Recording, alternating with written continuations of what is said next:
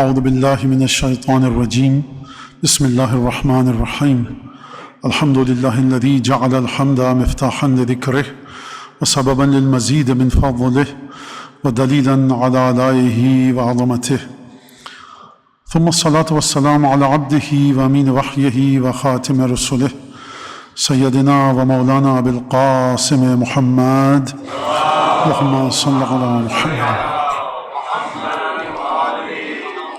وعلى أهل بيته الطيبين الطاهرين الذين أذهب الله عنهم الرجس وطهرهم تطهيرا اللهم صل على محمد اللعن الدائم على أعدائهم أجمعين. أما بعد، فقد قال الله الحكيم في كتابه المجيد: أعوذ بالله من الشيطان الرجيم يريدون ليطفئوا نور الله بأفواههم واللہ متم نورہ ولو کرہ الکافرون. جناب زینب سلام اللہ علیہ کی وفات کے سلسلے میں مجلس ہے، اور انشاءاللہ کہ یہ پرسہ، یہ تعزیت اور یہ تسلیت کہ جو ہم پنجتن کی بارگاہ میں، 12 امام 14 معصومین کی بارگاہ میں ہدیہ کرنا چاہتے ہیں، خصوصاً امام عصر حضرت حجت ابن الحسن سلام اللہ علیہ کی بارگاہ میں،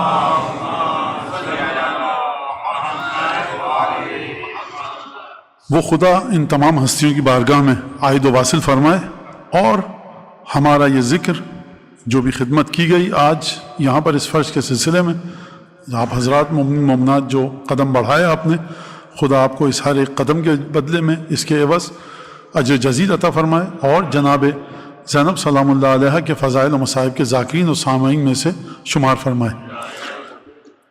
آیت جو میں نے آپ کے سامنے پڑھی ہے وہ سورہ حدید کی آیت ہے کہ جس میں پروردگار عالم فرما رہا ہے کہ یہ کفار، یہ دشمنان خدا، کہ جو خدا کے پیغام کو، خدا کی وحی کو، خدا نے جو اپنے بندوں کی ہدایت کے لیے پیغامات نازل کیے، یہ جو ان کو روکنا چاہتے ہیں، یریدون لیطفئوا نور اللہ بافواہہم، کہ یہ خدا کے نور کو بجھانا چاہتے ہیں. نور ہے خدا کا، بجھانا یہ لوگ چاہتے ہیں. اس سے بڑھ کر واقعی انسان کی بے عقلی کی کوئی اور دلیل نہیں ہو سکتی.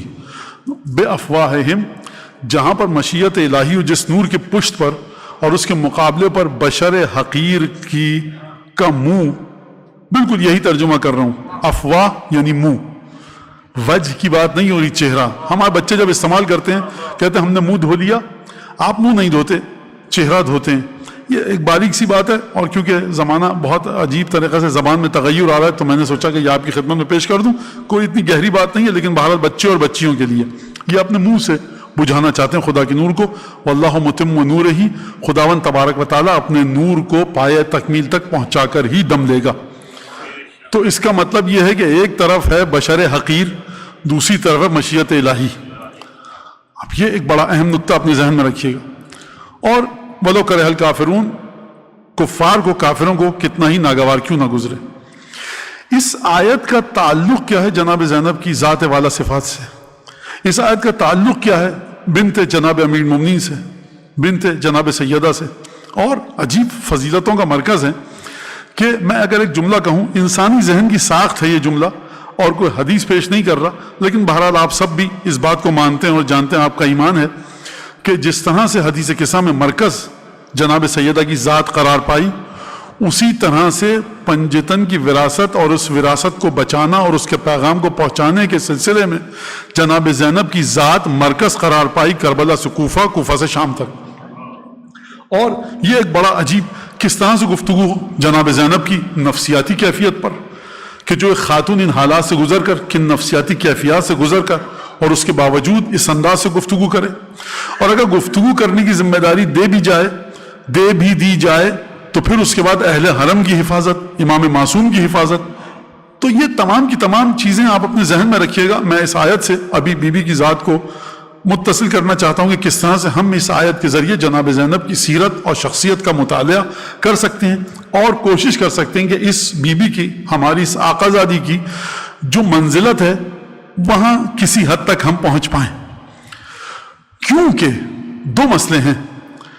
جو آل رسول سے بغض رکھتا ہے اس کے لیے دروازہ معرفت کا بند ہے.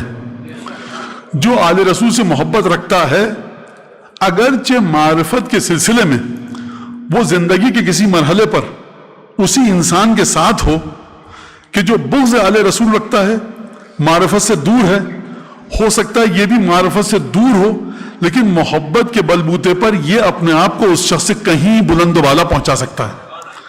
غور فرمایا آپ نے اس بات پر. اچھا، یہ جو میں نے جملہ کہا میں اس کی سند اور ثبوت کے طور پر جناب زینب سلام اللہ علیہ کے خطبے کا ہی ایک جملہ آپ کے سامنے پیش کروں گا کہ کس طرح سے جناب زینب نے اعلان فرمایا کہ کن سے اور کن کے دل، کن کی ارواح، عقول، اذہان، روحیں، سوچ سمجھ، ان کے لیے دروازہ بند ہو چکا ہے ہماری معرفت کا اور کس کے لیے کھلا ہوا ہے.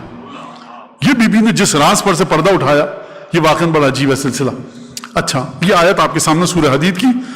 آپ خدا کے نور کو اپنی پھونکوں کے ذریعے بجھانا چاہتے ہیں اور خدا اپنے نور کو پائے تکمیل تک پہنچا کر ہی دم دے گا.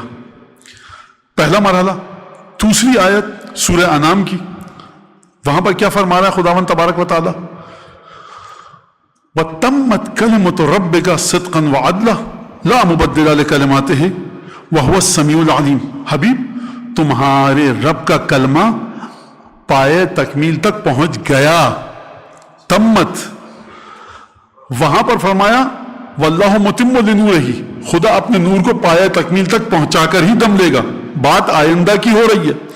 یہاں پر خدا فرما رہا ہے حبیب تمہارے رب کا کلمہ اپنے مقام پر پہنچ کر خداوند تبارک و تعالیٰ کی مشیت کے ساتھ وَتَمَّتْ كَلِمَةُ رَبِّكَ صِدْقًا وَعَدْلًا، حادثاتی طور پر پائے تکمیل تک نہیں پہنچا بلکہ صدق اور عدل کے ساتھ پائے تکمیل تک پہنچا. وَهُوَ السَّمِيعُ الْعَلِيمُ، اور خداوند تبارک و تعالیٰ ہر چیز کو سنتا ہے اور ہر چیز کا علم رکھتا ہے. یہ دوسری آیت آپ کے سامنے.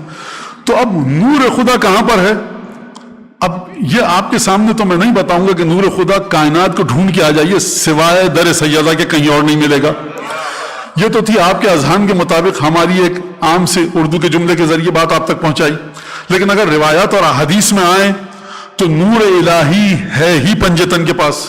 یہ بے تحاشا دعائیں، احادیث، زیارتیں، خطبہ غدیر، جناب زینب کا خطبہ، امام سجاد کا خطبہ، جناب امیر کی حدیثیں، پانچویں چھٹے امام کی حدیثیں، زیارت جامع کبیرہ، زیارت، ایک انبار لگا پڑا ہے ہمارے سامنے کے صاحب نور الہی ہے ہی انہی کے گھر میں.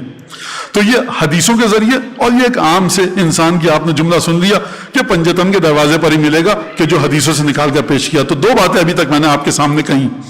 ایک تو خداوند تبارک و تعالیٰ کا کلمہ صدق اور عدل کے ساتھ پائے تکمیل تک پہنچا. عجیب بات ہے، خدا نے جب فرمایا وَتَمَّتْ كَلِمَةُ رَبِّكَ صِدْقًا وَعَدْلًا تو کلمہ ہے مفرد ایک، اور جب آیت نے آگے بڑھ کر آواز دی اور اعلان فرمایا تو کیا فرمایا؟ لا مبدل لکلمات، خدا کے کلمات میں کوئی تبدیلی نہیں کر سکتا. تو پروردگار شروع میں تو نے بیان فرمایا تمت کلمہ، تو ایک کلمہ، اور جب آیت کے اختتام تک پروردگار تو لے کر گیا اپنی گفتگو کو تو تو نے فرمایا کہ خداوند تبارک و تعالیٰ کے کلمات میں کوئی تبدیلی نہیں لا سکتا. تو تیرا کلمہ ایک ہے یا زیادہ ہے؟ آپ کو زیادہ نہیں تھکاؤں گا، جلدی سے لے کر چلوں. جب حضرت حجت اس عالم خاکی میں تشریف لائے تو وہاں پر آپ روایات سن چکے ہیں، پڑھ چکے ہیں کہ حضرت نے یہ آیت پڑھی وَتَمَّتْ كَلِمَةُ رَبِّكَ صِدْقًا وَعَدْلًا، یعنی وہ کلمہ جو آخری ہے صدق و عدل کے ساتھ مکمل ہو چکا ہے. زیارت آل یاسین کے مطابق وعدن غیر مکذوب، یہ وہ وعدہ ہے جو کسی بھی صورت میں ٹال نہیں سکتا خدا. اگر خدا کی مشیت یہ دیکھ رہی ہے 10,000 برس بعد، 1,00,000 سال کے بعد، 10 کروڑ سال کے بعد حضرت حجت کی ولادت ہو کر رہے گی تو چاہے بات ہو ماضی بعید کی، خدا کہے گا ہو چکا.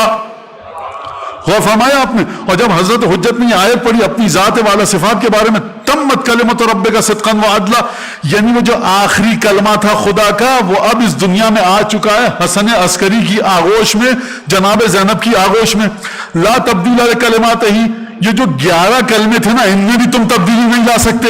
تو جمع آئی ہے اس عنوان سے کہ 11 کلمے آ کر گزر گئے، تم تبدیلی نہیں لا سکے. یہ 12واں خداوند تبارک و تعالیٰ نے بھیج دیا. یہ 12 کلمے ہی تھے جو عالم غیب سے آنے تھے.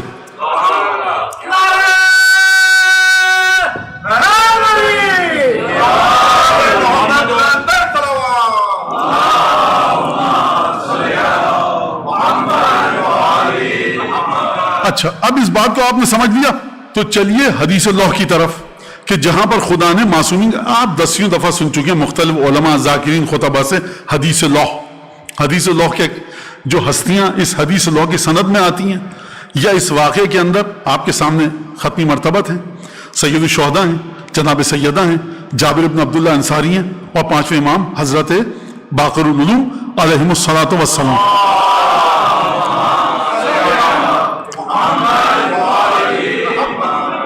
وہاں پر جب پروردگار عالم نے, عجیب مسئلہ ہے, خداوند تبارک و تعالیٰ نے اس حدیث لوح میں حضرات حسنین علیہ السلام کا 2 دفعہ ذکر کیا. ایک دفعہ ذکر کیا ختمی مرتبت کی عزت و تکریم کے حوالے سے کہ محمد ہم نے تم کو عزت دی, تمہیں شیر کے 2 بچے عطا کیے. حسن اور حسین علیہ السلام کے بارے میں گفتگو کی, اور واقعاً سلام ہو آپ کے والدین پر اور ان خطبہ اور ذاکرین پر کہ جن کو آپ سنتے چلیں, ان کی محنت وصول کی ہے میں نے. کہ جب میں نے کہا کہ شیر کے 2 بچے عطا کیے تو آپ سمجھ گئے شیر کہاں سے آ گیا, شیر کے بچے کہاں, آپ بڑے سکون سے سن گئے. اور واقعاً بڑا دل خوش ہوا کہ جن ذاکرین خطبہ کو اور آپ کے ماں باپ جنہوں نے آپ کی تربیت کی کہ آپ چیزوں کو, خیر چھوڑیے اس کو, تو 2 شیر کے بچے عطا کیے. ذکر ہو گیا نا حسنین کا. اب خدا نے دوبارہ کب ذکر کیا؟ یہ ہے ان دونوں شہزادوں کی عظمت. ایک دفعہ ذکر کیا رسول خدا کی مناسبت سے کہ یہ 2 تحفے رسول خدا کو ہیں, اور ایسے تحفے ہیں کہ جو رسول خدا کو عطا ہوئے, رسول کی شان میں اضافہ ہوا.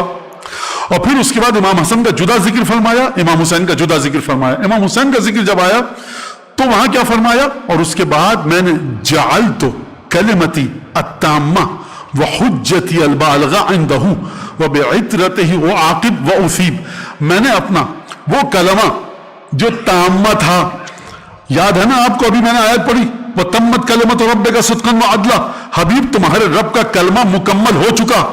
وہاں قرآن نے فرمایا تمہارے رب کا کلمہ صدق اور عدل کے ساتھ مکمل ہو چکا. اور یہاں حدیث اللہ میں خداوند تبارک و تعالیٰ اعلان فرما رہا ہے کہ میں نے اپنا وہ کلمہ جو مکمل تھا, جو تام و تمام تھا, وہ رکھا ہے حسین کے وجود میں. جعلت کلمتی التامہ وحجتی البالغہ, اور میں نے اپنی وہ حجت, اپنے وجود کی, اپنے دین کی, اپنے عالم غیب کی وہ حجت کہ جو ہر ایک تک پہنچ کے رہے گی, یعنی حجت میری میں نے ایسی جگہ پر رکھی ہے حسین کے وجود میں کہ اب کافر اور مشرک اور منافق انکار نہیں کر سکتے کہ پروردگار ہم تک حجت پہنچی نہیں تھی. تو اب آپ سمجھ لیں مولا حسین علیہ الصلوۃ والسلام کی فضیلت کے پروردگار عالم نے اپنے غیب کی حجت رکھی ہے وجود حضرت سید الشہداء میں. جعلت کلمتی التامہ وحجتی البالغہ عندہ, اور پھر آگے بڑھ کر فرمایا بعطرتی وعاقب واصیب, اور اسی کے بچوں کے ذریعے, اس کے 9 بیٹوں کے ذریعے ہی میں اپنے بندوں کو یا ثواب دوں گا یا عذاب دوں گا. بات ختم ہو گئی یہاں تک.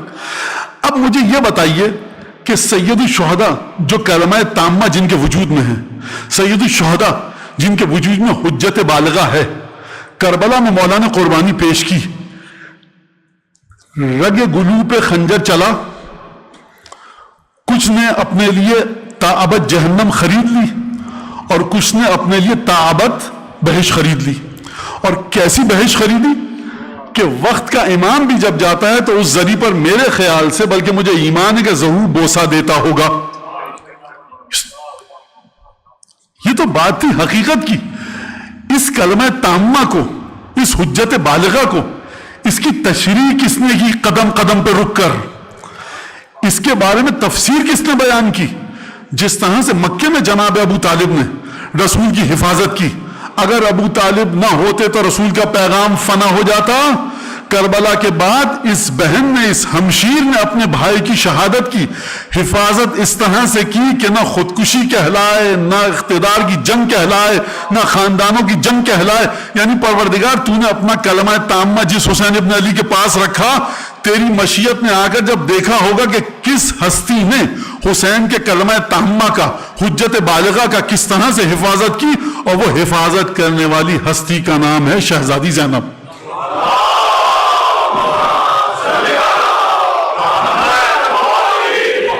اچھا یہ تو آپ نے سن لیا, اور لیکن اس حفاظت کے سلسلے میں بی بی نے جن کٹھن ترین تلخ ترین مراحل کو طے کیا, میں ایک جملہ کہوں گا, بس 2 جملے بڑے ادب کے ساتھ, کیونکہ دیکھیے آقا زادیاں ہیں ہماری,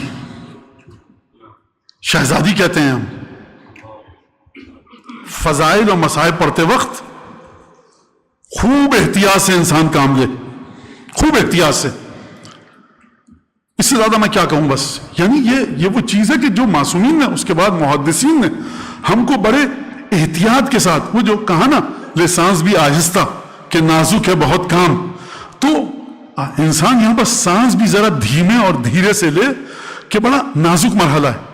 ایک جملہ عرض کروں گا, اس سے زیادہ ممبر اجازت نہیں دیتا, کہ جناب زینب نے جو حفاظت کی, جناب ابو طالب نے بھی حفاظت کی, اور تمام اہل بیت سے تعلق رکھنے والی ہستیوں نے حفاظت کی, لیکن جناب زینب نے کس طرح سے حفاظت کی. دیکھیے انسان کی, یہ میں نے کئی دفعہ آپ کے سامنے پیش کیا, انسان جس ماحول میں پلا بڑھا ہو, اور جو انسان کی سرشت, فطرت, طبیعت, مزاج میں جو صفت ہو, اس فطرت, مزاج اور طبیعت کی پیروی کرتے ہوئے اگر کوئی مشکل کام کرنا پڑے تو کوئی بڑی بات نہیں ہے. لیکن اگر کوئی مرحلہ ایسا ہے کہ انسانی مزاج کی اور اس انسان کی فطرت, سرشت, طبیعت, مزاج, جبلت, جو بھی آپ لفظ استعمال کریں, اس کے بالکل برخلاف کام ہو, کہ زمین اور آسمان کا فاصلہ ہو, اور وہ انسان اس وقت بھی اس کام کو بڑی خوبی کے ساتھ انجام دے, تو یہ مرحلہ ہے فضائل کے آشکار ہونے کا. مرحب کو پچھاڑنا, عمرو بن عبدود کو پچھاڑنا, دروازہ خیبر اکھاڑ دینا, والعادیات ضبا فالموریات قدحا فالمغیرات صبحا فاثرن به نقعا. آپ کا مولا گھوڑا دوڑا رہا ہے, گھوڑے کی ٹاپوں سے چنگاریاں نکل رہی ہیں, خدا نے قسم کھا لی, آپ نے کہا واہ واہ خدا سبحان اللہ, جناب امیر کی محبت آپ کے دل میں ٹھانٹے مارنے لگی, شب ہجرت کا واقعہ آپ نے سنا. یہ سب ذات علی بن ابی طالب کے ساتھ جڑا ہوا ہے. فضیلت کہاں پر آشکار ہوگی؟ کہ جہاں پر, کس طرح سے کہوں میں, کہ جب علی بن ابی طالب کو خود لکھا گیا نہج البلاغہ میں کہ جس طرح سے ایک رام شدہ دمبے کو, بھیڑ کو کھینچا جاتا ہے, اس طرح سے رسی ڈال کے کھینچا جائے, علی بن ابی طالب کی پیشانی پر بل نہ آئے. میں اس سے پہلے کا واقعہ آپ کے سامنے نہیں نقل کرنا چاہتا کہ کس طرح سے گھر پر لوگ آئے, اور اس پورے واقعے میں جو ایک عظیم ترین واقعہ, عالم عرش لرز جائے جس پر, جناب سیدہ کے ساتھ جو ہوا, یہ ہے مرتبہ علی بن ابی طالب کی شجاعت کا اور تعبد کا. یہ وہ مرحلہ ہے جب بتایا گیا رسول کی زندگی میں جناب امیر غش کھا کر گر پڑے, عمر کے سامنے گئے, نہ قدم لرز رہے تھے نہ ہاتھ تھر تھرا رہے تھے, مرحب کے سامنے گئے, پورے لشکر کا مقابلہ کیا, صفین میں تابڑ توڑ تیر آ رہے ہیں, اور مسلح بچھا کے نماز تہجد ادا کی. آپ نے تہجد کا سنا ہے, روایت دیکھی ہے میں نے, زور اثر کی نماز بھی اسی طرح پڑھی, نہ پیشانی میں شکن تھی, 4 آدمی کھڑے ہو جاؤ, لیکن جب وہ مرحلہ آیا تو وجود جناب امیر پر لرزہ طاری ہوا ہے, تھرتھری طاری ہوئی ہے.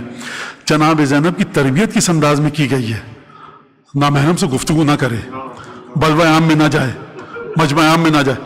اس مرحلے پہ آ کر اس بی بی نے کلمہ تامہ خدا کی تبیین اور بیان کیا ہے. اس مرحلے پر آ کر اس شہزادی نے خانہ نبوت کے فضائل کو بیان کیا. آپ کیا سمجھ, اس بی بی کا حق ادا ہو سکتا ہے؟ اسی لیے ہمارے بر صغیر میں کیا کہا جاتا ہے, ثانیہ زہرا. یہ ہے اس بی بی کی منزلت. اور کس طرح سے, مجھے نہیں پتا کہ اب میں تقریر کو کس طرح سے آگے بڑھاؤں, اور کس بہترین انداز سے بی بی نے گفتگو کو بیان کیا. یہ جو سفر ہے پورا, اب کوئی بالکل جس کا جی چارہ گریا کرے, اور اہل بیت کی مجالس میں کوئی پابندی نہیں ہے, یہ فضائل و مصائب کا نام ہم نے دیا, جس کا جی چارہ گریا کرے, جس کا جی چارہ, کوئی مسئلہ نہیں ہے. آپ شرمائیے مت, اگر یہ آنسو آ رہے ہیں جناب زینب کے سلسلے میں آ رہے ہیں, اس کو روکیے مت, اس کو جاری رہنے دیجیے. ایک تو مسئلہ معرفت کا وہ مرحلہ کہ امام وقت کو تسلی دی ہے جناب زینب نے. کہاں پر, کس مقام پر؟ جب ہر خاتون کو سب سے زیادہ تسلی کی ضرورت ہوتی ہے. کس مقام پر دی ہے؟ وقت دیکھیے, مقام دیکھیے. واقعات جو آپ تولتے ہیں دو ہی طرح سے تو تولتے ہیں, یا کس وقت وہ رونما ہوئے, یا کس مقام پر رونما ہوئے. وقت کیا ہے؟ 11 محرم کی صبح. مقام کون سا ہے؟ قتل گاہ. اور اس بی بی کی نگاہوں کے سامنے جو تکلیف دہ ترین منظر ہے, شائستہ ہے کہ انسان کا جگر پھٹ جائے, لیکن یہ بی بی کس مقام پر رہ کر اپنے بھتیجے سید سجاد کو تسلی دے رہی، اور اس کے بعد اس سے پہلے وصیتیں جو فرمائی ہیں سید الشہداء نے، اور اس کے بعد وہ تمام واقعات کہ ایک دفعہ جناب زینب تمام واقعات کو دیکھ رہی ہیں۔ مقام وہ تھا کہ بعض مقاتل میں ملتا ہے کہ سید الشہداء نے اپنا دست مبارک سیدہ کے تحت النہر اس جگہ پر رکھا، یہ سید الشہداء نے تصرف کیا ہے۔ یہ وہ مقام ہے ہی نہیں کہ جہاں پر سید الشہداء کی مدد اور امامت کی مدد کے بغیر جناب زینب آگے بڑھ سکیں، لیکن خواتین اور بھی تو تھیں، کسی اور کے ساتھ سید الشہداء نے یہ کام کیوں نہیں کیا؟ یعنی یہ وہ مقام ہے جو دست مبارک حسین ابن علی کی تسلی کو وصول کرنے کا، جس میں شائستگی موجود ہے، جس میں لیاقت موجود ہے، اور یہ وہ بی بی ہے کہ پورے مقام پر امام وقت کی وصیتوں کو پورا کرے گی۔ ان مراحل کے بعد پہلا مرحلہ کیا ہے؟ بی بی نے میں علم غیب کہوں، علم لدنی کہوں، کیا کہوں، اور پھر دوسرا مرحلہ جناب زینب کی ولایت تکوینی اور جناب زینب کے وجود مبارک میں معجزہ دکھانے کی طاقت۔ ان دو چیزوں کو سن لیجئے۔ جب بی بی نے دیکھا کہ سید ساجدین کے چہرے کا رنگ متغیر ہو گیا ہے، واقعات ایسے ہیں جو زمین مقتل پر جن کے لاشیں بکھرے ہیں وہ معمولی چیز نہیں ہے، ہلاکت میں ڈال رہے ہو، سید ساجدین کے چہرے پر عجیب کرب کی کیفیت۔ بی بی نے فرمایا ما لی اراک تجود من نفسک، بیٹا کیا ہے کہ میں تمہیں دیکھ رہی ہوں، تم اپنے آپ کو کیا ہلاک کیے دے رہے ہو، طلب کیسی ہے تمہارے چہرے پر، کرب کا عالم کیسا ہے؟ اور پھر اس کے بعد بی بی زینب نے کیا فرمایا؟ بھتیجا نہیں کہا، بیٹا نہیں کہا یا بقیت جدی و ابی و اخوتی، میرے جد نانا رسول خدا، میرے بابا امیر المومنین اور میرے بھائیوں کی یادگار۔ یعنی اس مقام پر کہ جب ہر خاتون اپنے اوسان کھو دے، دل و دماغ اپنے مقام پر نہ رہے، دل و دماغ اپنے قابو میں نہ رہے، یہ بی بی تسلسل امامت کو بیان فرما رہی ہے قتل گاہ سید الشہداء پر، کہ امامت سے غافل نہ ہو۔ اور اس کے بعد بی بی نے جملہ ارشاد فرمایا ہے کہ جتنا بھی اس قبر کو لوگ ڈھانا چاہیں گے لا یزداد الا علوا، یہ قبر، اس قبر کا مقام اسی طرح سے بڑھتا رہے گا، اور تمہارے بابا اور تمہارے چچا اور تمہارے جد کے چاہنے والے یہاں پر جوق در جوق زیارت کے لیے آئیں گے۔ ایک یہ مقام۔ دوسرا مقام جناب زینب کی ولایت تکوینیہ کہیے، قدرت اور طاقت معجزہ دکھانے کی۔ دیکھیے اس کو سمجھنے کے لیے تھوڑا سا تمہید میں آپ کے سامنے باندھوں گا۔ اس گھرانے کی ہستیوں میں سے جب بھی کسی کو جلال آئے تو نزدیک ہے کہ دنیا پہ زوال آئے، یہ قانون ہے اس گھرانے کا۔ اور جو اس گھرانے سے جڑی ہوئی شخصیات ہیں ان میں سے ہر ایک کے پاس ایک طاقت ہے کہ جو امام اصل کی جانب سے ملی ہے۔ اب یہ میں کوئی بڑی عجیب و غریب بات نہیں کر رہا، کیونکہ جو بھی طاقت ملی ہے کسی کو وہ امام اصل کے ذریعے ملتی ہے۔ تو جناب زینب جب بازار کوفہ میں تشریف لائی ہیں اور اس کیفیت کے ساتھ، اور جناب زینب نے گفتگو فرمانی شروع کی ہے، اتبکون، تم لوگ رو رہے ہو، اور اس کے بعد عجیب خطبہ جو یہاں سے آغاز ہوا ہے، میں اس کے جملے دہرانا نہیں چاہتا یہاں پر، وہ مصائب کی منزل سے زیادہ مناسبت رکھتے ہیں۔ بہت زیادہ مذمت کی وہاں پر جو لوگ موجود ہیں ان کے جو کھڑے ہوئے ہیں، اور اس کا بیوی نے فرمایا کہ کیا تم لوگ یہ نہیں سمجھتے کہ تم تر السماء دمن، کس چیز کی وجہ سے تم اتنے سکون سے ہو یہاں پر؟ کیا ڈر نہیں لگتا نزدیک ہے کہ آسمان سے خون کی بارش ہو؟ یہ بیوی نے جملہ دہرایا، مقتل کے الفاظ ہیں جہاں تک میں دیکھ سکا کہ جیسے ہی بیوی نے یہ جملہ دہرایا، جناب سید ساجدین ابھی تک خاموش تھے۔ بیوی نے ایک اور کام کیا، فَأَوْمَعَتْ بِيَدِهَا، اپنے ہاتھ کا اشارہ کیا، اونٹوں کے گلے میں بندھی ہوئی گھنٹیاں چپ ہو گئیں، ہنہناہٹ کی آوازیں گھوڑوں کے منہ سے آنی بند ہو گئیں، جو تالیاں بجا رہے تھے اور جناب زینب کے خطبے کے سننے کے سلسلے میں رکاوٹیں پیدا کر رہے تھے، ان کی آوازیں ختم ہو گئیں۔ یہ بی بی نے اپنی طاقت دکھائی جو ولایت تکوینی۔ سید سجاد نے یہاں پر مداخلت نہیں فرمائی، خوب توجہ کیجیے گا۔ امام وقت جانتے ہیں کہ کیا ہونے والا ہے اور میری پھوپھی کس طرح سے خطبہ دے رہی ہیں۔ جب بی بی نے خطبہ شروع کیا اور رسول خدا سے نسبت کا اعلان کیا، کیا تم جانتے ہو تم نے کس کو قتل کیا؟ اور خطبہ دیتے دیتے لگتا ہے کہ بی بی کا جلال اپنے عروج کی منازل طے کر رہا تھا، اور بی بی غضب کی طرف جا رہی تھیں.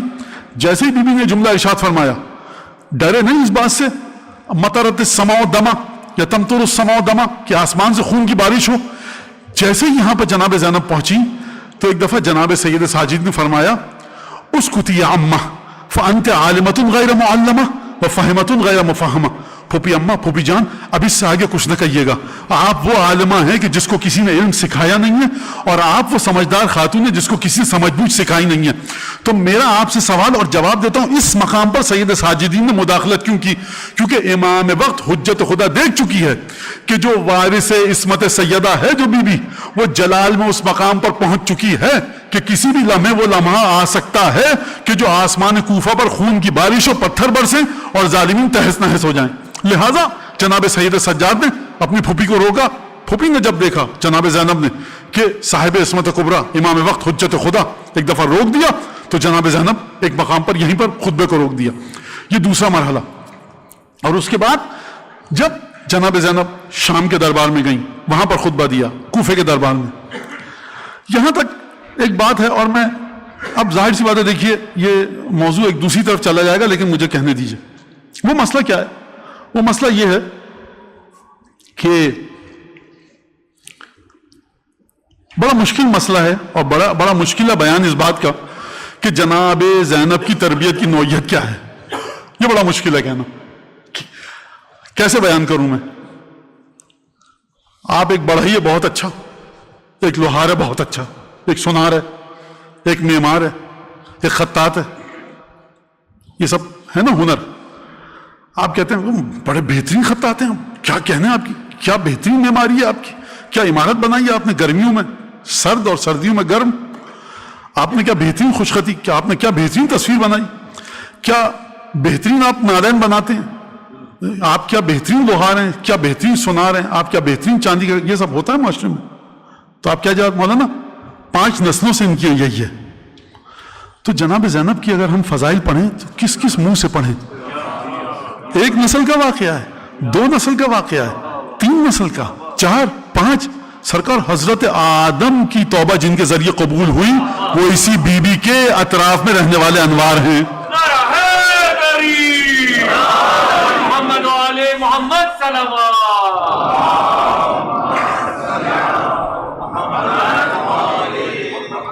لہٰذا آپ کیا تربیت کی بات کریں گے؟ علمی مقام یہ ہے کہ خطبہ فدق جناب سیدہ کا اسی بی بی سے نقل ہوا ہے. اس خطبے کے الفاظ اتنے مشکل ہیں کہ 5 برس کی بچی کو یاد کیسے رہ گئے, اور اس 5 برس کی بچی نے کس طرح سے منتقل کیا. لیکن ایک میں بات یہاں پر کہوں گا اس گفتگو کے ساتھ ساتھ جو مجھے کرنی تھی. اب چونکہ جتنے لوگ تھے وہ تعداد تقریباً مکمل ہو چکی ہے, اور جو لوگ یہاں پر شرکت کرنے آنا چاہتے تھے, اور ہمارا یہ ایک بڑا مسئلہ ہے کہ جو ہماری نئی نسل ہے, خصوصاً 3 خواتین کے حوالے سے, جناب خدیجہ, جناب سیدہ اور جناب زینب صلوات اللہ وسلامہ,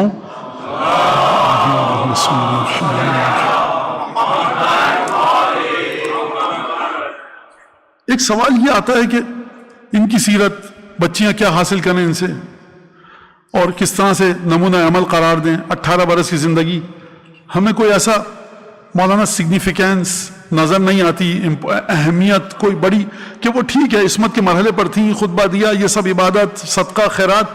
لیکن آج کل جو ایک بچی ڈاکٹر بننا چاہتی ہے, جو ایک بچی فرض کیجئے کہ یونیورسٹی میں جانا چاہتی ہے, اکاؤنٹنگ اور مینجمنٹ اور نہ جانے کیا کیا پڑھنا چاہتی ہے, پھر جاب کرنا چاہتی ہے, تو وہ کس طرح سے کیا حاصل کرے. دیکھیے اس طرح کے موضوعات نہ ایسے ہوتے ہیں کہ آپ مولانا سے کہیں گے مولانا اس کا جواب دیں, یہ کلپ میں نہیں آ سکتا. اگر اتنا آپ کے دل کو دھڑکا ہے, اتنا چاؤ ہے, اتنی حرص ہے اس مسئلے کو سیکھنے کی, تو باقاعدہ موضوع رکھیے. اور آپ موسمی ایک چیز آتی ہے نا, بی بی زینب کی شہادت آئی تو آپ مجھے اس کو کیسے لیں, ایسا نہیں ہے, نہیں ہو سکتا. ہم کسی پروفیسر خاتون کے بارے میں بات نہیں کر رہے, ہم کسی ذاکرہ عالمہ کی بات نہیں کر رہے, یہاں پیدا ہوں, یہ شاگرد تھے, یہ ہوا, کتابیں لکھی. آپ بات کریں جناب زینب اس شخصیت کی جو کمال کے مرحلے پر تھی, 1400 برس پہلے تھی, اس شخصیت کو 1400 برس پچھلے ماضی سے لے کر کس طرح سے لایا جائے, کہاں پر ہماری بچوں کی شخصیت جڑتی ہے. پھر اس کے بعد ایک فقہی بحث آ جاتی ہے کہ دیکھیے وہ بی بی زینب باہر نہیں نکلتی تھی تو آپ باہر مت نکلیے. ایک استدلال یہ کہ دیکھیں بی بی زینب بھی باہر نکلی, آپ سب باہر نکلیں. یہ بھی غلط, یہ بھی غلط. نہ اس کو علم فقہ کا علم, نہ اس, دونوں نابلد اور جہالت کی بنیاد پر استدلال پیش کرتے ہیں. دونوں کا کوئی تعلق نہیں ہے ہماری فقہ سے. جناب زینب گھر سے, جناب سیدہ کبھی گھر سے باہر نہیں نکلی تو آپ بھی گھر میں ٹک کے بیٹھیے, کوئی اس کا فقہ سے تعلق نہیں ہے. جناب زینب دیکھیے کہاں دربار میں گئی, خطبہ یہ سب دیا, آپ بھی باہر نکلیے, کوئی تعلق نہیں ہے آج کی خاتون کی زندگی سے. خوب توجہ کیجئے گا, آج کی خاتون کی زندگی میں جناب زینب, جناب خدیجہ اور جناب سیدہ کی زندگی کہاں پر آ کر رکتی ہے, یہ بڑا بحث طلب مرحلہ ہے. ایک چیز تو اچھا مولانا گھر پہ بیٹھے ہیں, بی بی کی طرح عبادت کریں, صدقہ خیرات نہیں, آپ ان چیزوں کو ہٹائیے. ایک جناب زینب کی, جناب سیدہ کی شخصیت میں, جناب زینب کی شخصیت میں ایک چیز ہے جو ویریبل نہیں ہے. جس زمانے میں بھی کوئی بھی خاتون ان صفات کے ساتھ آئے گی وہ بہترین خاتون ہوگی اس معاشرے کی. اب اس معاشرے میں واجب اور حرام, مکروہ اور مستحب کو دیکھ کر وہ خاتون کس طرح سے چلے گی. آپ کے اور میرے گھر کی خواتین ہیں توزیع مسائل کی پابند. آپ اس خاتون کے ساتھ اپنی بچیوں کو مکمل انداز سے, ایک ایک لفظ پہ غور کیجئے گا, کہا کچھ جاتا ہے, سنا کچھ جاتا ہے, نقل کچھ ہوتا ہے. آپ اپنے گھر کی بچیوں اور خواتین کو مکمل انداز سے اس ہستی سے جوڑنا چاہتے ہیں کہ جو توزیع مسائل کے پیچھے نہیں چلتی, لوح محفوظ کے پیچھے چلتی ہے. یہ نہیں ہو سکتا. مانیے اس بات کو. کس حد تک آپ کو لینا ہے جناب زینب کی شخصیت, جناب خدیجہ اور جناب, دیکھیے مولانا بی بی خدیجہ تجارت کرتی تھی اور یہ تھا, تو آپ, ہمیں بھی چاہیے ہم آگے نکلیں. آپ جناب خدیجہ ہیں. اگر استدلال یہ ہے تو جواب بھی ہے. 4 خواتین میں سے ایک ہے جن کو منتخب کیا, اور ایک اس بی بی کی بیٹی ہے, اور اس بی بی کا داماد کو دیکھیے, شوہر کو دیکھیے, اس کے پوتا نواسوں کو دیکھیے. ایک پوتا نواسا اگر اشارہ کر دے تو جناب خدیجہ کو جنت میں کیا کیا خدا دے گا کوئی نہیں سمجھ سکتا. تو آپ تو سمجھیے کہ یہ شہزادیاں کہاں پر ہیں. ایک تو یہ بات. اب آئیے آج کے دور میں دیکھیے خواتین نے, میں یہاں پہ فقہی بحث ہی نہیں کر رہا کیونکہ بہت زیادہ یہ کہا جاتا ہے, پھر یہ تو کوئی فائدہ نہیں اس طرح سے. تو آپ نے بی بی کی شخصیت کو بس منجمد کر کے رکھ دیا.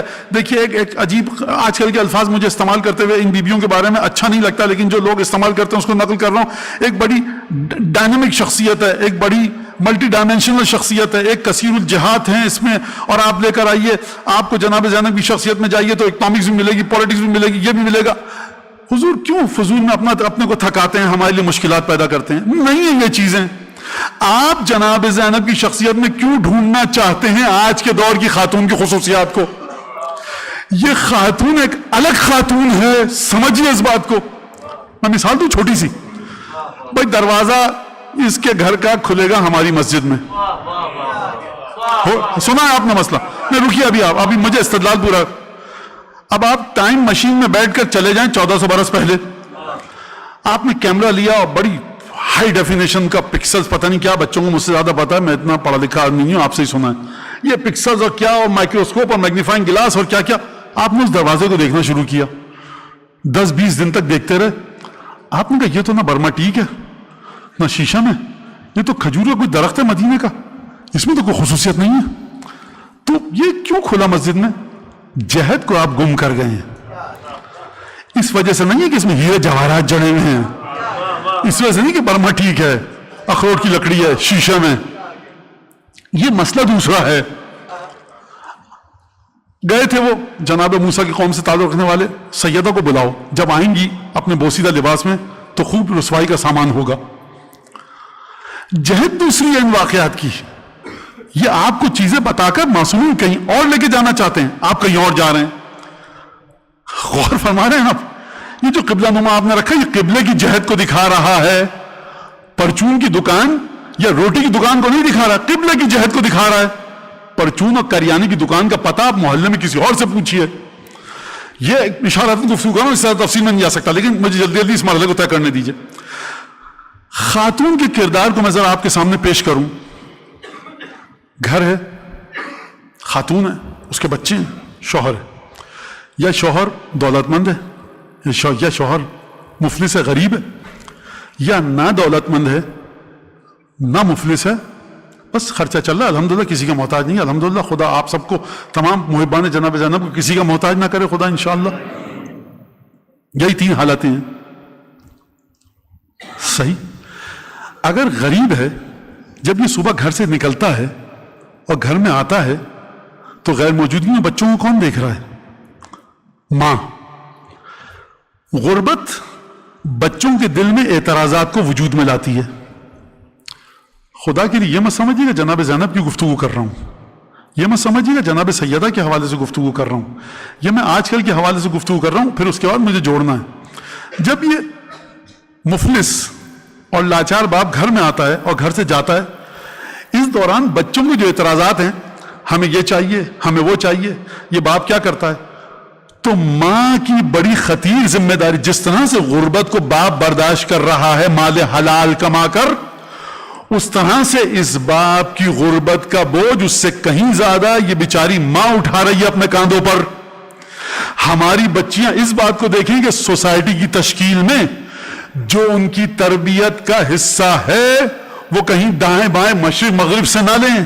آپ اپنی جہد کو سمجھیے کہ جو جہد آپ کو جناب سیدہ نے بیان فرمائی ہے آپ کے لیے، جو حدیثوں میں آپ کے لیے آئی ہے، یعنی آپ باپ کی کمیوں کو، نواقص کو، خامیوں کو، جو چیز اس میں کمزوریاں ہیں، بچوں کو باپ کے خلاف بغاوت سے آپ روکتی ہیں اور اس مرحلے پر لاتی ہیں باپ کا حق ادا کرنے کے سلسلے میں کہ جو رسول خدا نے فرمایا، جو آئمہ نے فرمایا. لہٰذا باپ اپنے بلبوتے پر اپنا احترام نہیں کروا سکتا جب تک کہ ماں اس کی غیر موجودگی میں بچوں کو احترام کرنا نہ سکھائے. اور اس کے بعد آپ آگے بڑھیے اور اس کے بعد جا کر دیکھیے آپ کہ کس طرح سے وہ اولادیں کہ جن کی مائیں مثبت ہیں، وہ اولادیں کہ جن کی ماؤں نے تربیت کی ہے ان کی، جب یہ معاشرے میں آتے ہیں بڑے مثبت ذہن کے ساتھ آتے ہیں.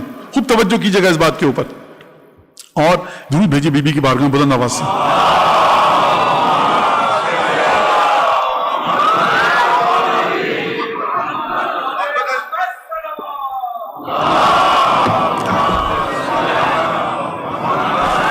شکریہ جزاک. لہذا آپ اس بات کو دیکھیے، یہ کردار ہے آپ کا کہ جو آپ کو احادیث اور روایت میں ملا. مولانا نوکری نہ کریں، باہر نہ جائیں، ہم وہ بالکل جائیے، بالکل کسی نے نہیں کہا نہیں جائے. آپ کے مرجع تقلید جب بھی آپ جاتے ہیں قافلہ لے کر، آپ بتاتے ہیں ہم کو، اور یہ ہم نے خود بالمشافہ سنا ہوا ہے آپ کے مراجع سے، آپ کے مرجع تقلید سے. بالکل جائیے، لیکن ایک فریم ہے، اس کے اندر آپ کو رہنا ہے. تو باپ اگر مفلس ہے، اس کی مفلسی کا بوجھ بیوی اٹھا رہی ہے. کس طرح سے؟ وہ بچے صبح اٹھتے ہیں، ماں کا مسکراتا ہوا چہرہ دیکھ کے ناشتہ ملتا ہے. اسکول سے جب آتے ہیں، ماں ان کا استقبال کرتی ہے، اپنے ہاتھ سے کھانا دیتی ہے. پھر اس کے بعد رات کو کھانا اپنے ہاتھ سے دیتی ہے. جو باپ کی موجودگی میں جتنے دکھ درد ہیں وہ ان کے سنتی ہے، سمجھتی ہے، اور باپ کو منتقل نہیں کرتی، مناسب انداز سے منتقل کرتی ہے. یہ باپ سے زیادہ بوجھ اٹھا رہی ہے گھر کا. یہ شخصیت آپ کو سمجھا کر گئی ہیں آپ کی شہزادیاں. ایک چیز یہ وہ نہیں کہ اب دیکھیے، یہ میں اس طرف نہیں جانا چاہ رہا کہ نوکری خواتین کو کرنی چاہیے نہیں کرنی چاہیے. یہ مسئلہ ہے آپ کے مرجع تقلید کا، آپ کے شوہر کا، آپ کے باپ کا اور آپ کے والد کا. اس کا ہمارے ممبر سے اس طرح سے کوئی تعلق نہیں ہے. سمجھیے اپنے حالات کو اور اس کے مطابق دیکھیے.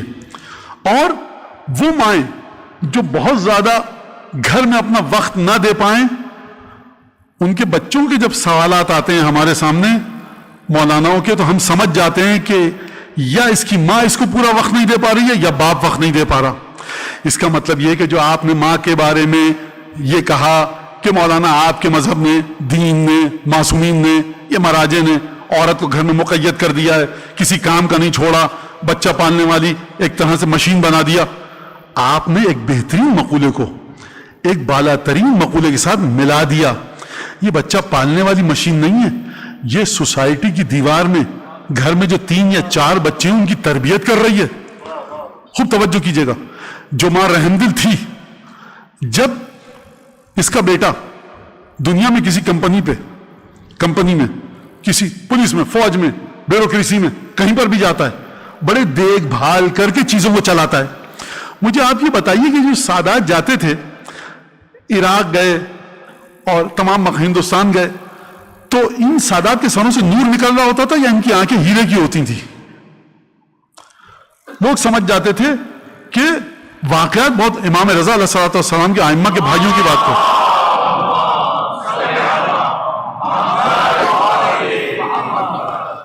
عبداللہ بن جعفر طیار واقعہ آپ کے سامنے ہے.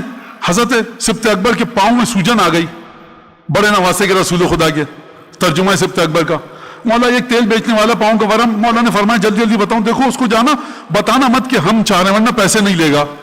اچھا امام حسن کو بھی پتا کہ تم جو کچھ بھی کر لو, یہ اس علاقے والے سب ہیں تو ہمارے محب, تو کب پیسے نہیں لے گا, وہ بتانا مت.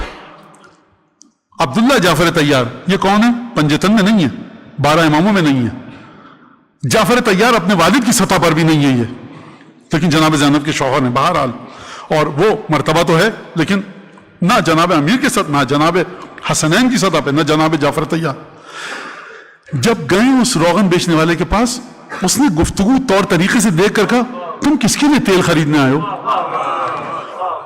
اس کا مطلب ہے کہ اس گھرانے کا نوجوان اگر تیل لینے بھی جائے نا تو بتاتا کہ میں اس گھرانے کا نہیں ہوں, اس گھرانے کا ہوں. تو آپ سمجھیے اس بات کو. حضرت مجتبی گھوڑے پر سوار, حضرت مجتبی سبط اکبر ایک خود اس شہزادے کی مظلومیت, بہرحال بڑے بھائی ہیں بی بی کے, تو میں 2 جملے کہوں. ایک عجیب شخصیت تھی امام مجتبی کی, ایک ہیبت, ایک سیادت, اور واقعاً ایک عجیب ہیبت تھی جناب امام مجتبی کی.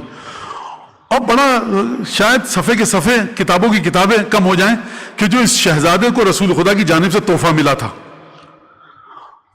عجیب شخصیت ہے. بہرحال کہتا دیکھا میں نے گھوڑے پر سوار نوجوان نورانی خوبصورت 40-38 سال کا یہ, اور گھوڑے پر سوار, میں نے جیسے دیکھا بڑا پیارا لگا, اس کی محبت دل میں اتر آئی. پوچھا کون ہے؟ جب تعارف کیا گیا تو نفرت ہو گئی. کیوں؟ کیونکہ والد سے نفرت تھی. دیکھیے اگر انسان کو آزاد چھوڑ دیا جائے تو بہت ہی قلیل لوگ ہوں گے جو اس گھرانے سے نفرت کریں. لہذا اس طرح کا گھرانہ ہے یہ. تو بات کہاں چل رہی تھی؟ غریب باپ ہے, اگر یہ آتا ہے میں نے آپ کو بتا دیا. امیر باپ ہے, دولت مند ہے, بہت دولت مند ہے. غربت اخراجات کو روک لیتی ہے. ماں سکھاتی کہ فائشاری سے کام لو. دیکھو یہ باپ تمہارا نہیں کر سکتا کام, دیکھو اس پہ ضد مت کرنا. غور فرمانا, باپ کی کمیوں کو ماں اس کے بوجھ کو اپنے کاندھوں پر اٹھاتی ہے. اچھا باپ بہت دولت مند ہے, گھر میں آ رہا ہے, دولت آزادی لے کر آتی ہے. یہ 1000 روپے کی چیز ہے, 10,000 روپے کی ہمارے فرق ہی نہیں پڑتا, 10,000 کی 1 لاکھ کی ہمارے فرق ہی نہیں پڑتا.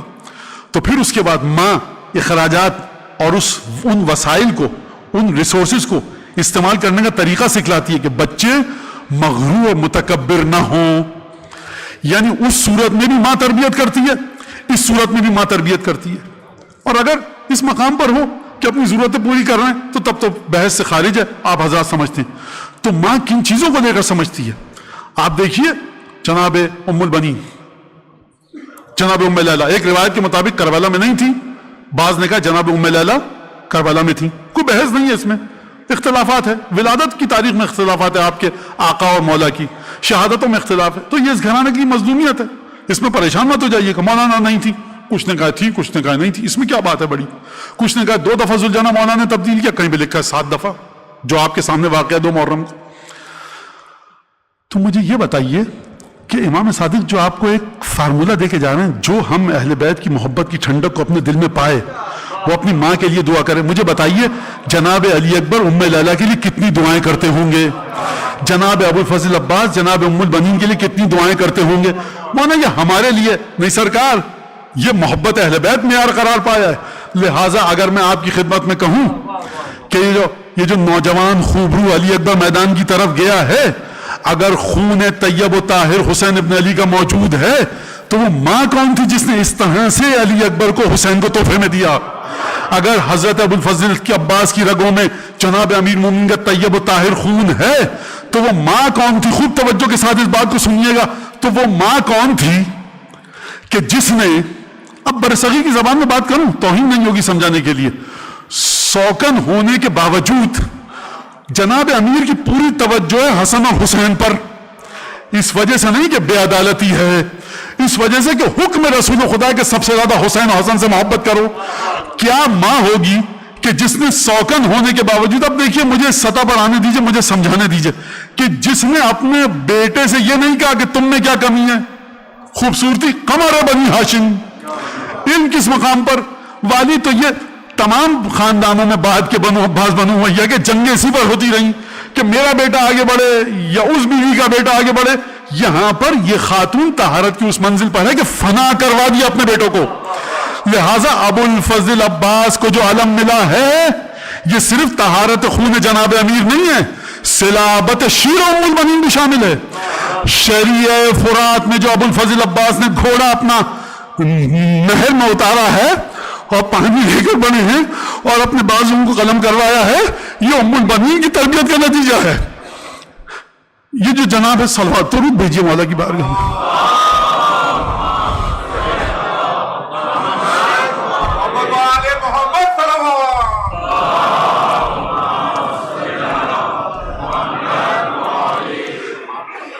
تمام ماؤں کا جن کا ذکر کیا، ان کی فضیلت ایک جملے میں بیان کروں، اپنے کو فنا کر کے اولاد ایسی تربیت کی جس پر امام وقت فخر کرے. یہ ہے اس مومن بچی کا کردار کہ جو فرش اعضا پر آئے. ام المؤمنین کربلا میں نہیں تھی.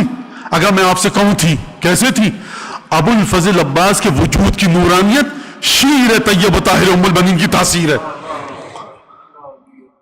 تو یہ اب اس سے زیادہ میں گفتگو نہیں کروں گا. اور اس کے بعد جناب زینب کا ایک اور جملہ جو اس خطبے میں بی بی نے بیان کیا دربار شام میں، کیا فرمایا؟ عجیب جملہ ہے. یعنی جو شخص خاندان نبوت سے دور ہے اس کے لیے یہ جملہ بڑا خوفناک، ڈراؤنا اور ہولناک ہے، اور جو خانوادہ نبوت کے قریب ہے اس کے لیے یہ جملہ اتنا دل پہ ٹھنڈک بالکل عطا کرتا ہے کہ وہ سکون ہو جاتا ہے کہ کچھ امید ہے. فرمایا نا، اس حدیث ہے، من احب علی ابن ابی طالب، جو محبت کرتا ہے علی ابن ابی طالب سے، فَلْيَتَحَيَّأْ نَفْسَهُ لِلدُّخُولِ فِي الْجَنَّةِ، جو علی سے محبت کرتا ہے بس اب اپنے آپ کو جنت میں داخلے کے لیے تیار کرے. اس حدیث کا مطلب سمجھے آپ کہ محبت علی ہے، بس دیکھو نماز روزہ حرام واجب اس کو صحیح سے ٹھیک طریقے سے انجام دو، تیاری ہے. میں آپ کی خدمت میں مثال پیش کروں، شادی کا، ولیمے کا، عقیقے کا، سالگرہ کا کارڈ آ گیا، بڑے مہنگے اور بڑھیا ہوٹل کے اندر. ہم جائیں گے نہیں جائیں گے، صاحب سلطان نے بلایا، بادشاہ نے بلایا، ہمارے لیے بڑی عزت کی بات ہے. بالکل، یا والی نے بلایا، گورنر نے، صدر نے کہا کہ دیکھیے کارڈ آ گیا ہے، اب تیاری بھی کر لیجئے. کیا تیاری؟ لباس دیکھیے کون سا پہنیں گے، جوتا کون سا پہنیں گے، موزہ کیسا. آپ حجام کے پاس جائیں گے کہ نہیں جائیں گے؟ ذرا نہا دھو کے پرفیوم، عطر، خوشبو. تو یہ تیاری کیجئے. دیکھیے کارڈ تو آ گیا، اب خوش مت ہو جائے کہ بادشاہ نے سلطان نے بلا لیا. اب تیاری بھی کیجئے کہ بہت بڑے مقام سے آپ کو دعوت آئی ہے، سلطان کے دربار میں کھانے پہ جا رہے ہیں آپ، مذاق نہیں ہے. تیاری کیجئے، دیر نہ ہو جائے. یہ نہیں کہ 8 بجے بلایا تھا آپ 9 بجے پہنچ رہے ہیں، نہ یہ سب نہیں. تو لہٰذا سمجھے آپ اس بات کو مثال کے ذریعے، جو علی ابن ابی طالب سے محبت کرتا ہے وہ اپنے آپ کو تیار کر لے جنت کے لیے. تو یہ جملے جو بی بی کے اس طرف آؤں کہ جب چاہنے والا سنتا ہے تو دل پہ عجیب ایک سکون ملتا ہے، اور جب دشمن سنتا ہے تو دشمن کو چاہیے کہ لرز جائے اپنے انجام سے. وہ کیا جملہ ہے؟ بالکل بی بی نے آخر میں بیان فرمایا لا تدرک امدنا ولا تبلغ، عجیب جملہ ہے، غایتنا. یزید سن، عجیب ہے، تو ہمارا جو مرتبہ ہے نا اس تک تو پہنچ ہی نہیں سکتا، اور ہماری جو فضیلت ہے پہنچنے کے بعد نہ تو اس کو درک کر سکتا ہے. میں نے شروع میں کیا کہا تھا؟ یہ وہ جملہ ہے جو چاہنے والوں کو پتہ لگے معرفت کا دروازہ بی بی بند فرما رہی ہیں. میں کہوں گا شہزادی ذرا سا تھوڑی دیر کے لیے سکوت اختیار فرمائیے، امام وقت موجود ہے.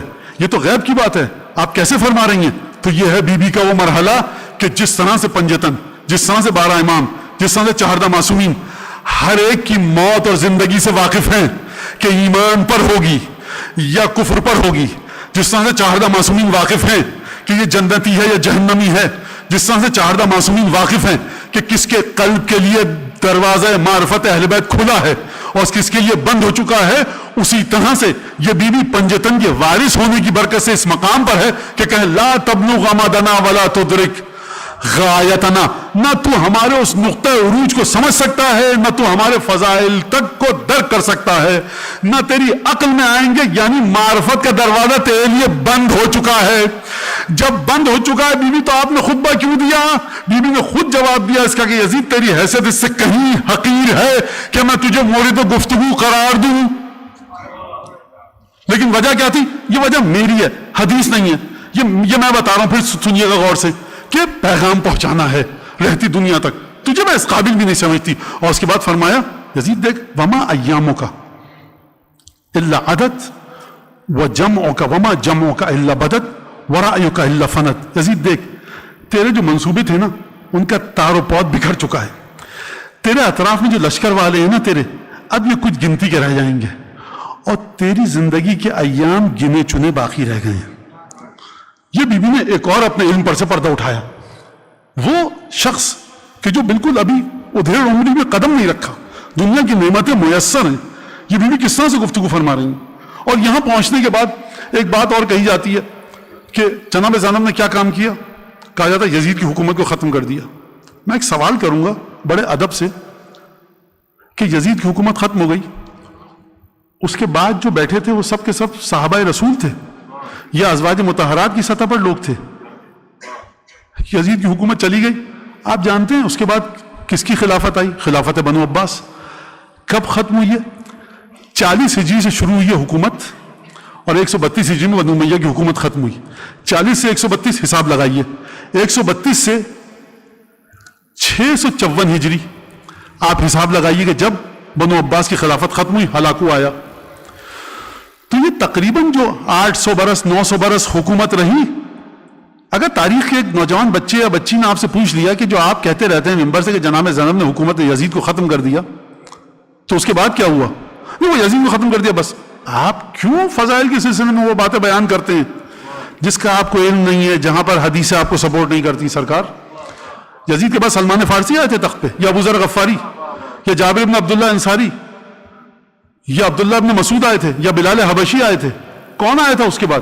یزید کو ختم کر دیا. آپ ائمہ کے کاموں کو اور ان آقا زادیوں کے کاموں کو اپنی عقل کے مطابق تولنا بند کیجئے. حدیث تک آئیے. اگر کسی نے پوچھ لیا غیر مسلم نے، تم طلاق کے ساتھ کب دبدبے کے ساتھ کہ یزید کی حکومت ختم ہو گئی. جناب زینب فرما رہی میں تجھے خطاب کے لائق نہیں سمجھتی، اور آپ فرما رہے ممبر سے یزید کی حکومت کو ختم کرنے کے لیے کام کیا تھا. کتنا فرق ہے آپ کی سوچ میں اور شہزادی کی سوچ میں. کتنا فرق ہے جناب سید الشہداء کی سوچ میں اور آپ کی سوچ میں. اور بزد ہیں اس کے اوپر. آپ سمجھیے روایات کے ذریعے، سمجھیے احادیث کے ذریعے. لہذا اور اس کے بعد جو جناب زینب سلام اللہ علیہ کے ساتھ جو لقب جو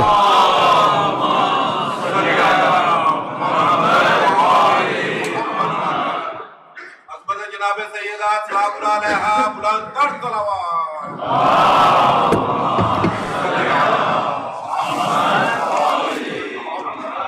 اور میں یہاں پر وقت نہیں ہے اور مجھے پڑھنے تھے کچھ اشعار، لیکن ہمارے محترم اور جو یادگار سلف ہیں، اذان مقتل کے مؤلف ہیں ڈاکٹر ہلال نقوی صاحب، ان کا مرثیہ ایک الحمد وہ ہے جناب زینب کی شان میں. الحمد مطلع سخن سرمدی کھلا. یہاں سے اس کا مطلب آپ انٹرنیٹ پہ ڈالیے گا شاید آ جائے، یا کہیں آپ لوگ سرچ آپ کی ہے، بہرحال وہ دیکھ لیجیے گا اس کو اور اس کو پڑھیے آپ کہ کس طرح سے محترم نے کس طرح سے وہ تمام واقعات کو قلم بند کیا شعر کی زبان میں. اس بی بی کا ایک لقب ہے ام المصائب یا کنیت ہے ام المصائب. یہ کیوں لقب پڑا ہے؟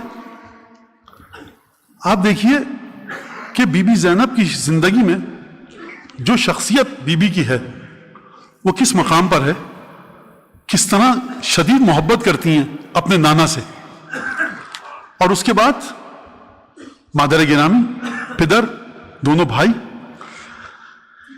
تمام کی تمام ہستیاں اس بی بی کے سامنے آنکھوں سے رخصت ہوئی ہیں. یعنی 3 جمادی الثانی اور 4 جمادی الثانی کی درمیانی شب رات کی تاریکی میں ماں کا تابوت کب اٹھ رہا ہے مظلومیت کے ساتھ گھر میں، اور یہ بی بی 5 برس کی ہے اور اپنی ابا اور چادر کو تھامے ماں کے تابوت کے پیچھے کھڑی ہے. اس سے پہلے کیا واقعہ ہوا ہے؟ نانا کو دفن کیا گیا ہے. ایک جملہ اور کہہ دوں, ماں کی طبیعت کو دیکھ رہی ہے یہ بچی کہ کس طرح سے میرا چھوٹا بھائی محسن اس دنیا سے گیا ہے. لیکن میں ایک بات آپ کی خدمت میں عرض کروں, رسول خدا گئے, سیدہ گئیں, محسن دنیا سے گئے, جناب امیر کو اس مظلومیت کے عالم میں اس بچی نے دیکھا ہے, گھر کے دروازے پہ ہونے والے واقعات کو دیکھا ہے. لیکن میں ایک بات بتاؤں آپ سے, اس بچی کے آنسو تھم گئے ہوں جب 4 جمادی الثانی کی صبح ہوئی ہوگی تو علی مرتضیٰ کا چہرہ دکھا ہوگا. حسن حسین جیسے بھائی, بنو عبد المطلب کی خواتین, 5 برس کی بچی ہے نا, گلے جس لگایا ہوگا, بی بی نے جی بھر کے گریہ کیا ہوگا. حسن حسین نے تسلی دی ہوگی. جناب امیر نے مرکز خلافت پائیتخت مدینے سے منتقل ہوا کوفہ, 4.5 برس کے بعد 19 رمضان المبارک کو اسی بیٹی کے گھر باپ نے, اب میں کہوں افطاری کی یا سحری کی, اور وہ باپ اپنے پیروں پر چلتا ہوا گیا مسجد, اور جب واپس آیا دق الباب ہوا ہے تو باپ کی داڑھی سے خون بہ رہا ہے, سر سے خون بہ. کون باپ ہے؟ علی مرتضیٰ. جناب امیر کا نام آتا ہے نا جب مصائب و فضائل آتے ہیں, آپ کی آنکھوں سے ٹپ ٹپ آنسو ٹپکتے ہیں. آپ نے نہ جناب امیر کو دیکھا نہ خون آلود داڑھی کو دیکھا. مجھے یہ بتائیے کہ جب آپ کی مظلوم بیوی نے جناب امیر کی محاسن سے خون ٹپکتے ہوئے دیکھا ہوگا تو دل پر چھریاں نہیں چلی ہوں گی. لیکن عباس موجود ہیں, حسین موجود ہیں, حسن موجود ہیں. دوبارہ یہ خاندان کوفے سے مدینے واپس آیا. ایک دفعہ لوگوں نے آ کر خبر دی, شہزادی جلدی تشریف لائیے, آپ کے بڑے بھائی حسن مشتبہ کی طبیعت ناساز ہے. اگر بی بی نے سوال کیا ہوگا کہ کیا طبیعت ناساز ہے تو میں اپنے الفاظ میں کہوں, کہنے والے کی ہمت ہوئی ہوگی کہ بھائی خون کی قے کر رہا.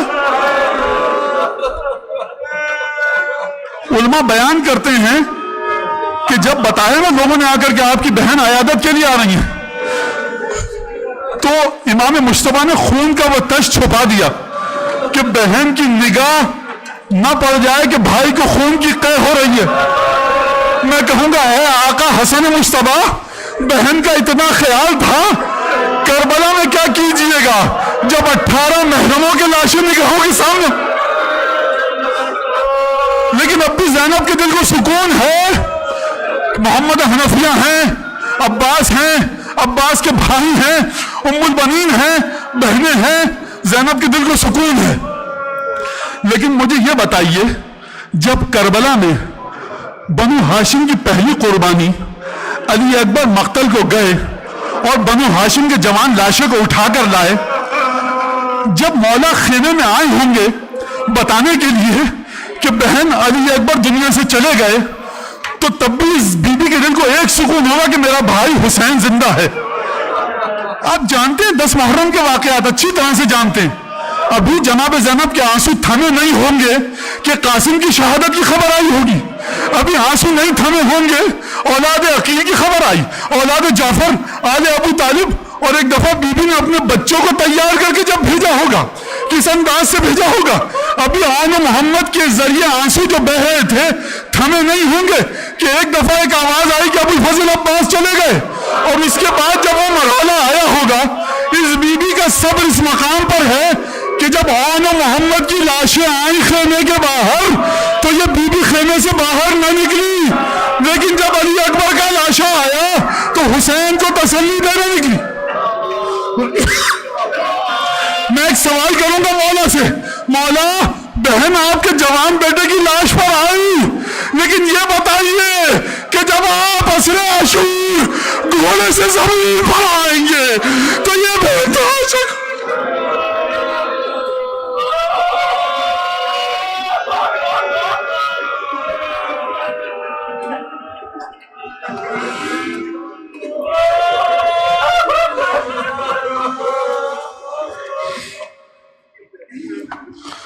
اللهم كن وليك الحجة من الحسن.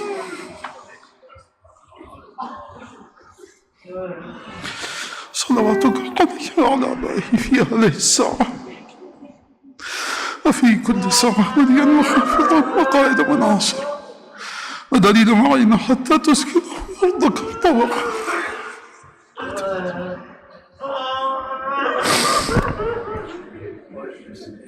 Ya bu